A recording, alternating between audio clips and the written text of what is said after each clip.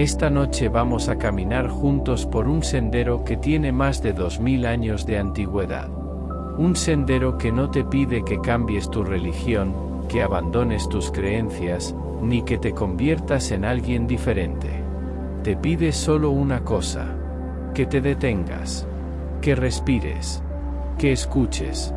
Las enseñanzas que vamos a explorar hoy no son dogmas, no son reglas, no son mandatos grabados en piedra que debes seguir para ser aceptado por algo o alguien. Son invitaciones. Invitaciones a ver tu propia vida con ojos más limpios. A soltar lo que llevas cargando sin saber que lo cargas. A descubrir que la paz que buscas afuera lleva mucho tiempo esperándote adentro. Bienvenido a Luz Interior. Este es tu espacio. Respira. Empecemos. El origen del sufrimiento. Hay una pregunta que los seres humanos llevamos haciéndonos desde el principio de los tiempos. ¿Por qué sufrimos? No estoy hablando solo del dolor grande, de las pérdidas, las enfermedades, las tragedias. Estoy hablando de algo más sutil, más constante, más difícil de nombrar. Esa sensación de que algo no termina de encajar, de que la vida debería sentirse diferente a como se siente, de que justo cuando alcanzas lo que querías, aparece una nueva inquietud que te dice que todavía no es suficiente. El Buda tenía una palabra para eso. La llamó dukkha. Y aunque muchos la traducen como sufrimiento, hay una traducción más precisa y más honesta. Fricción. La fricción que surge cuando nos resistimos al flujo natural de la vida. Cuando nos aferramos con fuerza a lo que queremos que permanezca. Cuando empujamos con todas nuestras fuerzas lo que no queremos sentir. Esa fricción no es un castigo. No es una señal de que estás haciendo algo mal. Es simplemente lo que ocurre cuando la mente no ha aprendido todavía a moverse con la corriente de la vida en lugar de contra ella. Historia: la tejedora. Había una vez una mujer llamada Mara que vivía en un pueblo al pie de una gran montaña. Era tejedora, y era la mejor de su región.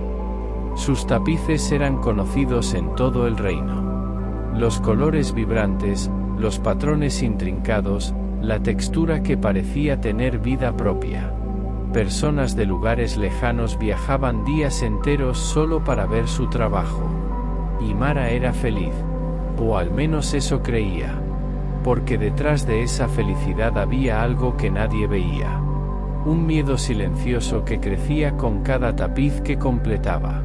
¿Y si el siguiente no era tan bueno? ¿Y si la inspiración desaparecía? ¿Y si un día se despertaba y ya no sabía tejer? Su identidad entera estaba tejida en cada hilo. Y esa era exactamente su trampa. Un día llegó un mensajero real. El rey quería un tapiz que capturara la esencia de todo el reino. Sus bosques, sus ríos, su gente, su espíritu. Era el honor más grande de su vida.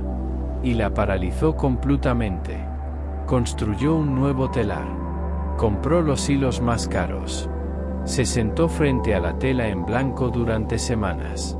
Y no pudo tejer ni un solo hilo.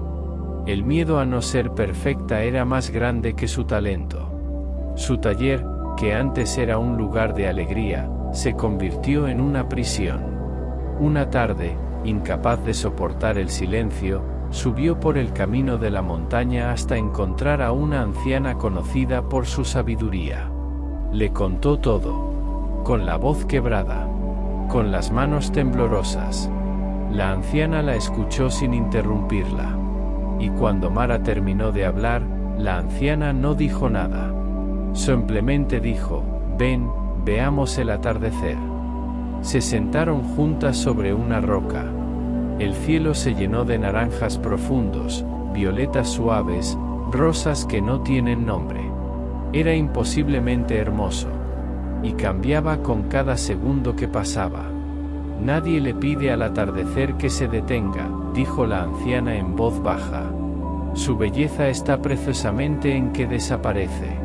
No se preocupa por si esta noche es más hermoso que anoche. Simplemente es. Luego miró a Mara con una ternura que Mara no había sentido en mucho tiempo. Tú no eres la tejedora, le dijo. Eres el telar. La vida es quien teje. El miedo, la inspiración, el vacío, la alegría, son solo hilos de distintos colores. Has estado intentando tejer únicamente con hilo dorado. Pero un tapiz de un solo color no tiene profundidad. Mara sintió esas palabras asentarse en algún lugar profundo de su cuerpo. No en la mente. Más abajo. En el pecho. Esa noche bajó de la montaña bajo un cielo lleno de estrellas. Y al día siguiente entró al taller. Respiró profundo. Y comenzó a tejer. No intentó hacer el tapiz perfecto. Tejió lo que había en su corazón ese día. El color de su miedo. La textura de su ansiedad. Y también el violeta del atardecer. Y la plata de la luz de las estrellas. El tapiz que creó era diferente a todo lo que había hecho antes. No era perfecto. Era honesto. Era vivo. Y en el acto de tejer su ser completo, no solo las partes aceptables.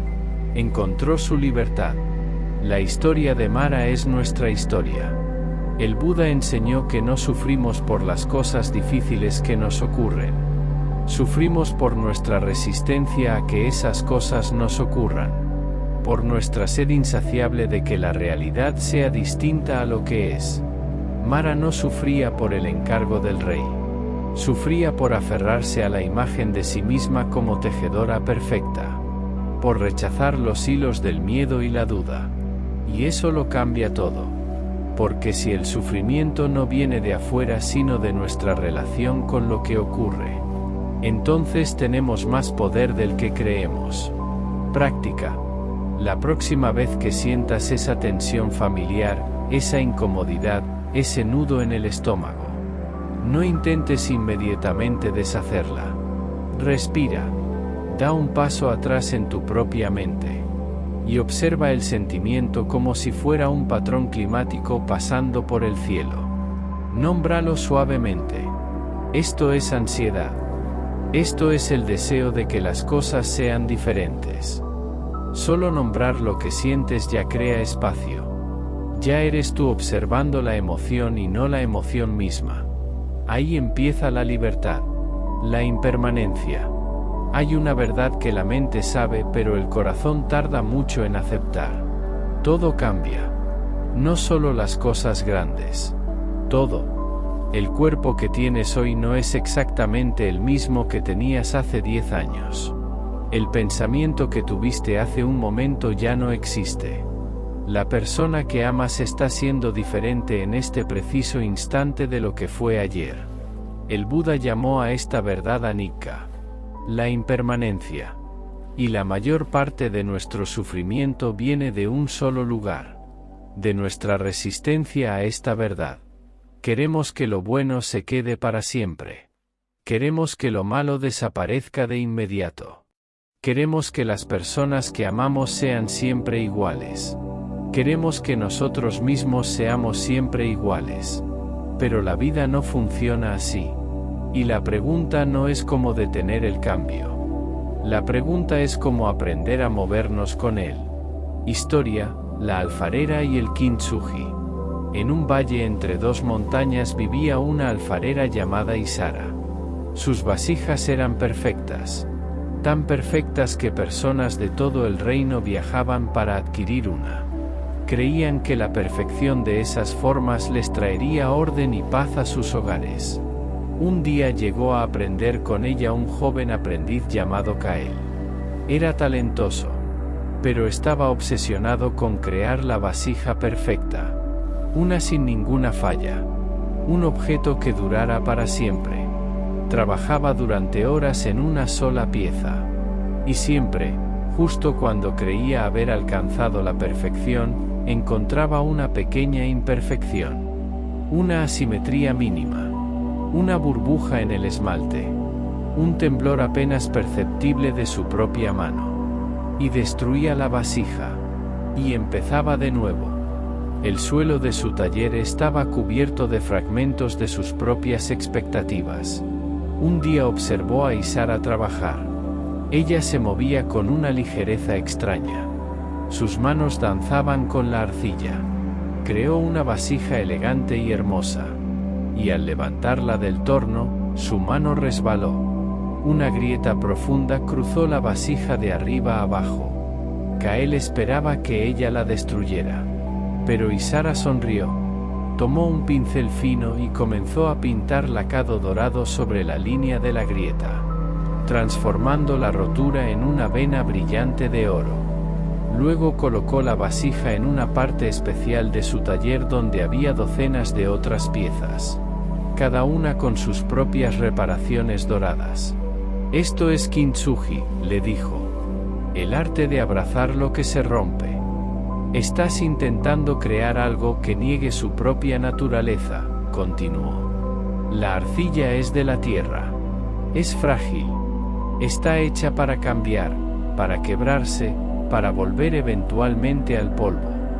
Luchar contra eso es luchar contra la arcilla misma». Señaló la vasija con la vena dorada. «Esta grieta no la ha hecho menos hermosa. La ha hecho única». Ha contado su historia. La verdadera belleza no es la ausencia de imperfecciones. Es abrazarlas con amor. Kael miró su montón de fragmentos rotos. Y por primera vez, en lugar de ver fracasos, vio oportunidades. Empezó el lento y paciente proceso de reparar. No para ocultar las roturas, sino para honrarlas. Todos somos como Kael. Buscamos una perfección y una permanencia que la vida simplemente no ofrece. Queremos que nuestros cuerpos no envejezcan, que nuestras relaciones se mantengan en armonía perpetua, que los momentos de felicidad duren para siempre. Tratamos las grietas de la vida como tragedias a superar. Pero la sabiduría de la impermanencia nos dice que esas grietas no son errores. Son las marcas de una vida vivida. Y cuando aprendemos a pintarlas de oro en lugar de esconderlas, nos volvemos más fuertes en el lugar exacto donde nos rompimos. Práctica. Elige algo en tu entorno y obsérvalo cada día. Puede ser una planta, un árbol por la ventana, la luna. Fíjate en los cambios sutiles.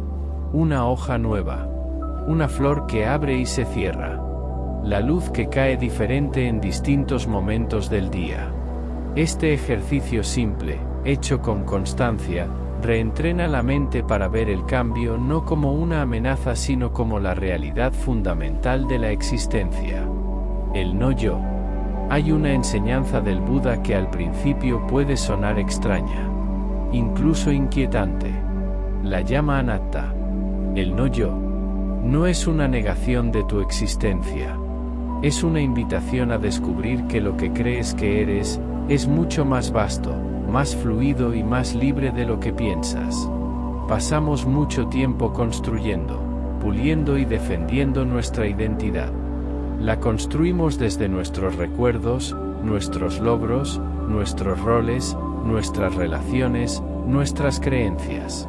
Y luego vivimos dentro de esa identidad como si fuera una fortaleza. Pero esa fortaleza también es una prisión. Historia: el monje y el carro. En un monasterio conocido por sus jardines de silencio, vivía un monje llamado JYN. Tenía un crítico interior implacable. Su mente era un torrente constante de juicios sobre sí mismo. Mi meditación no es suficientemente profunda. No soy tan compasivo como los otros monjes. Nunca alcanzaré el despertar. Ese peso era una capa pesada que llevaba día y noche. Un día el abad del monasterio llamó a JYN a su habitación. No dijo nada. Solo le entregó un modelo de carro en miniatura. Una obra de artesanía exquisita. Dime JYN, dijo el abad. ¿Qué es esto? Es un carro, maestro. ¿Estás seguro? Y comenzó a desarmarlo. Retiró una rueda. ¿Es esta rueda el carro? No, maestro. Retiró el eje. ¿Es este eje el carro? No, maestro. Retiró el armazón, la cubierta decorativa, cada pieza, hasta que todas las partes quedaron desarmadas en el suelo. ¿Y ahora dónde está el carro? JYN respondió lentamente, con una mirada de comprensión que empezaba a darle en su rostro. El carro no es una sola cosa. Es una colección temporal de partes trabajando juntas. Es el nombre que le damos a un proceso. El abad sonrió. Y así es con el yo que tanto te preocupa. Buscas este yo que está fallando. Este JYN que no es suficiente. Pero, ¿dónde está? ¿Es tu cuerpo? Tu cuerpo cambia constantemente. ¿Son tus pensamientos? Tus pensamientos son como nubes que aparecen y desaparecen. ¿Son tus emociones? Tus emociones son como el clima, siempre cambiando. Señaló las piezas desarmadas en el suelo. Lo que llamas yo es como este carro. Una colección de procesos cambiantes. Le damos un nombre a esa colección, creamos una historia, y luego confundimos ese nombre con algo sólido e inmutable. Pero no hay un yo permanente sentado en el asiento del conductor. Solo hay el proceso de la vida desplegándose. JYN se quedó en silencio atónito. La capa pesada de su autocrítica comenzó a sentirse más ligera. Si no había un yo fijo que estuviera fallando, ¿quién era el que fallaba? La voz del crítico interior perdió de repente gran parte de su poder. No era un fracasado. Era un proceso. Y un proceso no puede fracasar. Solo puede desplegarse. Esta comprensión no nos lleva a la indiferencia. Nos lleva a la libertad. Si no eres una identidad fija, entonces no estás atrapado. No estás definido por tus errores del pasado. No estás condenado a tus ansiedades del presente. Eres un río fluyendo. No un estanque estancado. La interconexión. Hay un monje en esta historia que fue a una cueva en la montaña buscando la paz. Quería encontrar un silencio que fuera completamente suyo. Puro. No contaminado por el ruido del mundo. Creía que aislándose podría alcanzar un estado de iluminación independiente. Para su comida diaria, un aldeano dejaba silenciosamente un cuenco de arroz en la entrada de la cueva cada mañana. Un día, mientras se preparaba para comer, el monje miró con atención el pequeño cuenco de granos blancos. Y recordó las palabras de su maestro. Mira profundamente cualquier cosa y verás el universo entero. Decidió intentarlo. Enfocó toda su atención en un solo grano de arroz. Al principio solo veía un pequeño objeto blanco. Pero mientras su mente se calmaba, su visión se profundizaba.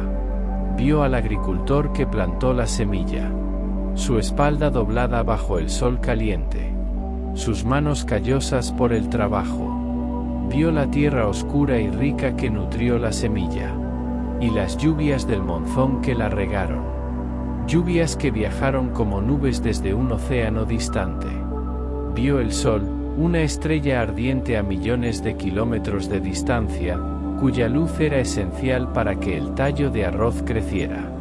Vio a las personas que cosecharon el arroz, las que lo procesaron, las que lo transportaron. Vio al aldeano que con un acto de generosa bondad cocinó el arroz y lo llevó a su cueva. Y siguió mirando. Y vio que todo estaba conectado con todo.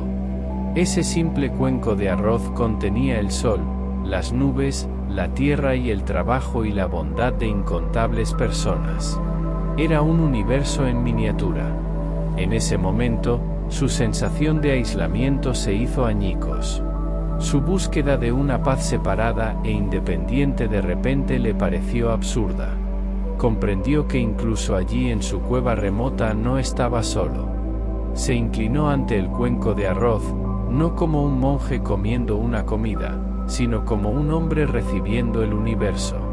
Su corazón, que una vez estuvo cerrado en la búsqueda de pureza solitaria, se abrió con un profundo sentido de gratitud y conexión con toda la vida. Nada existe por sí solo. Todo surge en dependencia de todo lo demás. Tú en este preciso momento eres una convergencia del cosmos entero. El aire que respiras fue alguna vez el aliento de árboles antiguos. El agua en tu cuerpo fue alguna vez parte de una nube, un río, un océano. Tus pensamientos y tu lenguaje fueron moldeados por generaciones de antepasados, escritores y pensadores que nunca conociste. La ilusión de ser un yo separado es una de las fuentes primarias de nuestro sufrimiento. Nos lleva a sentimientos de soledad, competencia y miedo. Pero cuando vemos la interconexión, el juicio se suaviza. La compasión surge naturalmente. Y comenzamos a entender que el bienestar de los demás es inseparable del nuestro. El camino del medio. Antes de su despertar, el Buda vivió como el príncipe Siddhartha rodeado de todo lujo imaginable. Palacios hermosos, comida exquisita, placer sin límites. Y sin embargo sentía un vacío espiritual profundo. Entonces lo abandonó todo. Y se fue al extremo opuesto. Se convirtió en un asceta errante practicando la negación severa. Ayunaba hasta que se le marcaban las costillas. Dormía sobre camas de espinas. Empujó su cuerpo al borde de la muerte.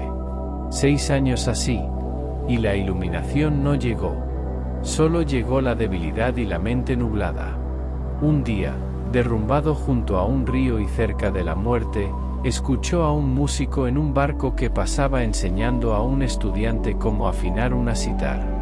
La cuerda, decía el músico, no debe estar demasiado tensa o se romperá. Y no debe estar demasiado suelta o no producirá sonido. La nota perfecta se encuentra en el centro.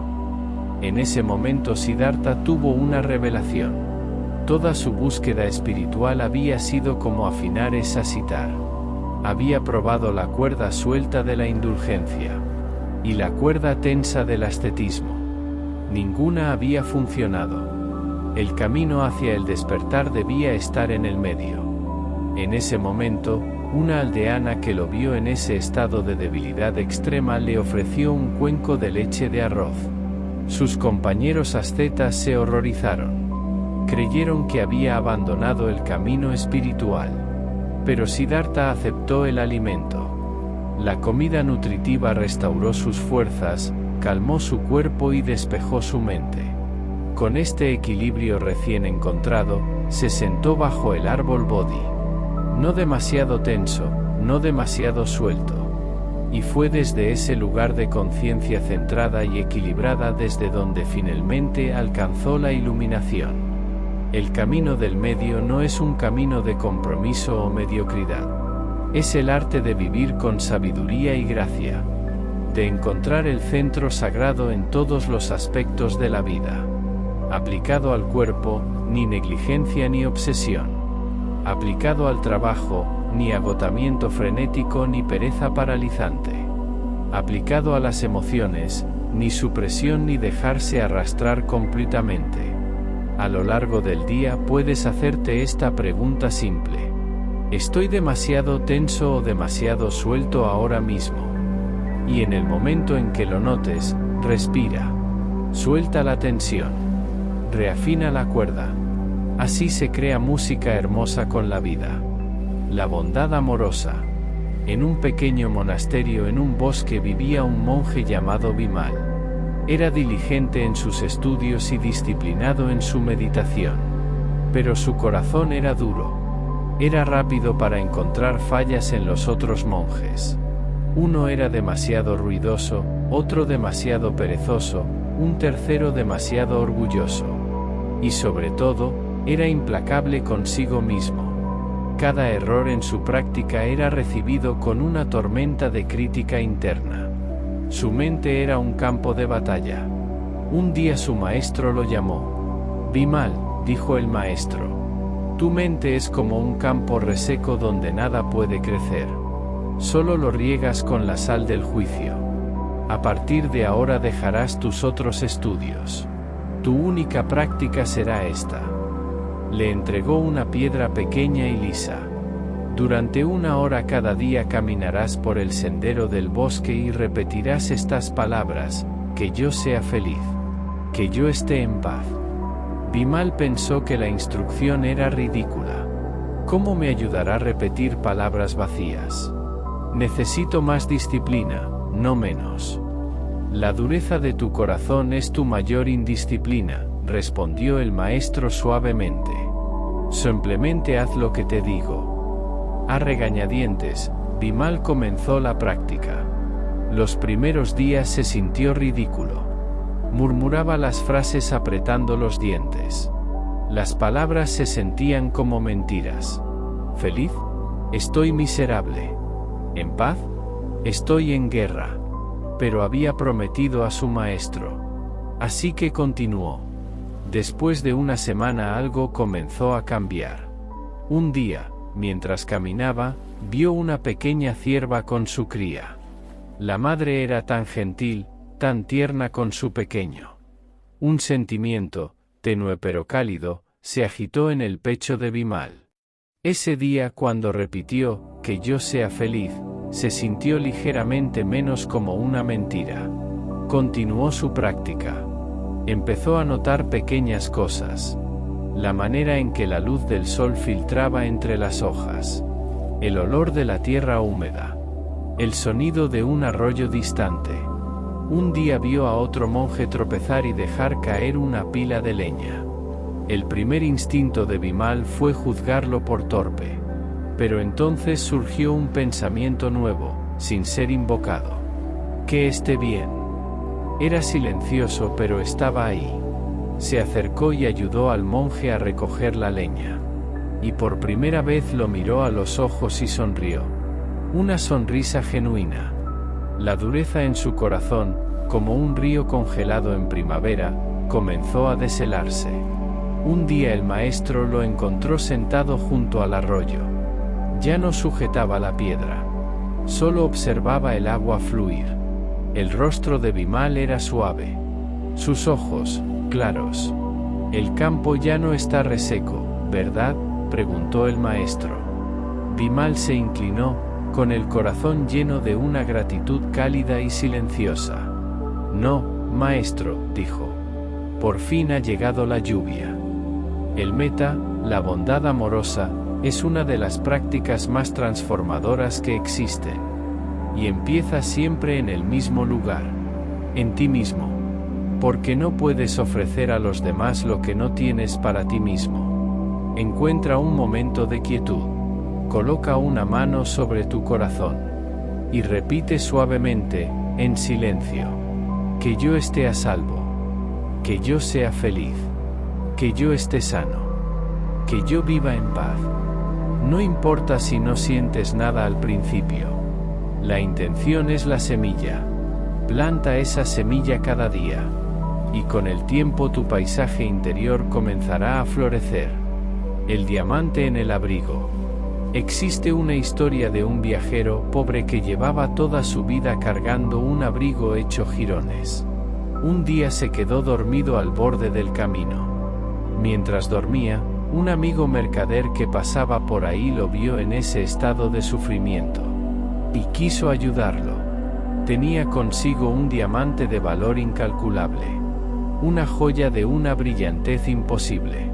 Con mucho cuidado y con todo su amor, cosió el diamante en el dobladillo interior del abrigo del viajero. Y siguió su camino. El viajero despertó y continuó su vida de pobreza.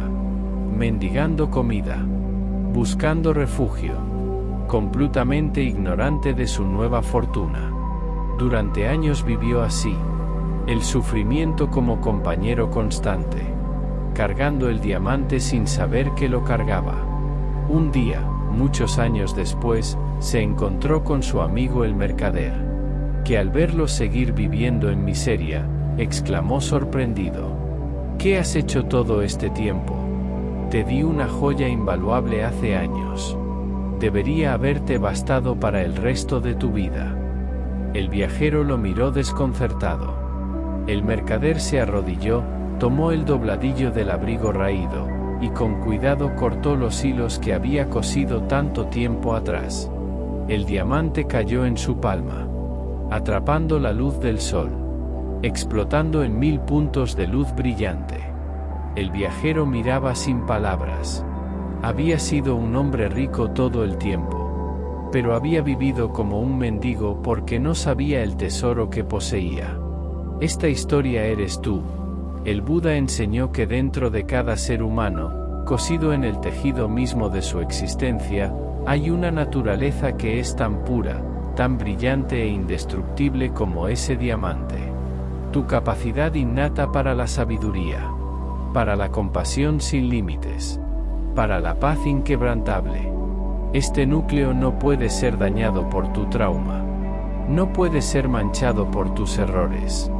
No puede ser disminuido por tu confusión. Siempre está ahí, completo e intacto. El problema es que, como el viajero, no lo sabemos.